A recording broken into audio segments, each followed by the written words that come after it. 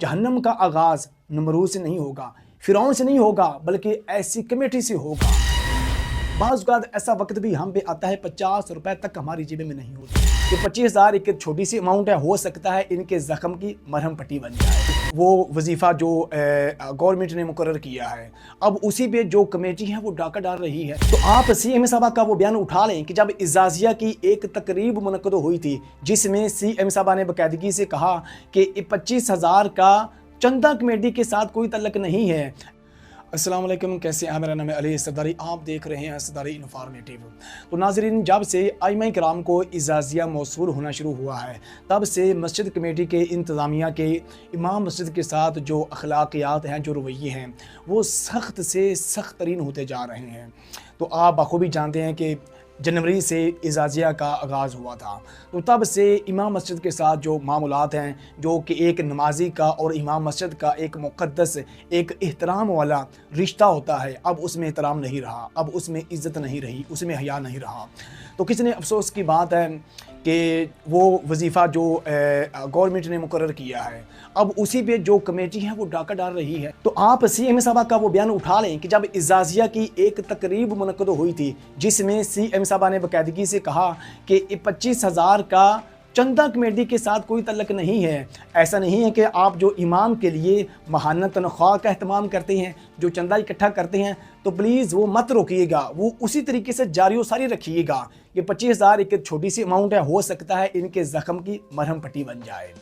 तो लेकिन क्या करें, यहाँ पे फिरौनियत सर पे सवार है। तो जो कमेटी वाले हैं उन्होंने क्या किया, कहा कि जो 25,000 आपको मिल रहा है वही आपकी तनख्वाह है, आप उसी पे गुजारा करें, जो हम आपके साथ तावन कर रहे हैं वो हम तावन नहीं करेंगे। तो ज़रा दिल पे हाथ रख कर बताइएगा कि 25,000 से इस दौर में घर चल सकता है? ऊपर से कमेटी वाले क्या कहते हैं कि अगर आपने 25,000 लेने हैं तो हम आपके साथ तावन नहीं करेंगे, अगर हमसे तावन लेना चाहते हैं तो 25,000 मस्जिद को देने होंगे। तो बताइए, इससे बढ़कर बेहिसी और खुदगर्जी क्या हो सकती है?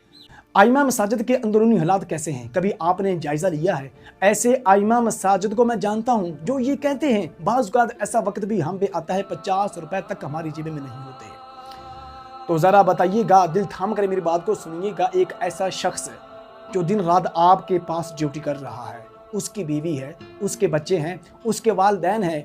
अगर बच्चे पैसों का तकाजा करेंगे, उसकी जेब में पैसे नहीं होंगे। अगर बीवी कहेगी कि फ़लाँ चीज़ ख़त्म हुई है, बाज़ार से ला कर दो, उसकी जेब में पैसे नहीं होंगे। आप इस दर्द को समझ सकते हैं? आप इस कैफियत को महसूस कर सकते हैं?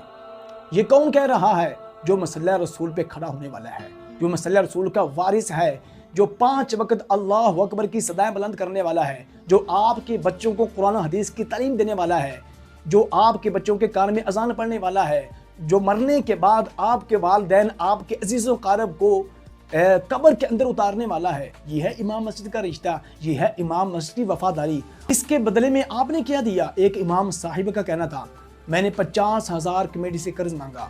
तो कमेटी वालों ने क्या कहा कि हम आपको 50,000 नहीं दे सकते, आप ऐसा करें, कोई और जगह तलाश कर लें, कहीं और मस्जिद ढूंढ लें।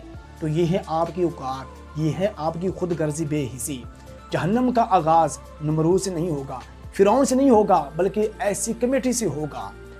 ऊपर से कहते हैं हम तो मुसल्ला हैं, हम तो बड़ी खिदमत करने वाले हैं, मस्जिद के भी खादम हैं और इमाम के भी खादम हैं। ये कौन सी खिदमतगारी है? तो मेरी आइमा मसाजिद से रिक्वेस्ट है कि आप अपने अपने प्लेटफॉर्म से आवाज़ उठाएं, अपनी आवाज़ खुद बनें, अपने पाँव पे खड़े हो जाएं, तो इनसे डट कर मुकाबला करें।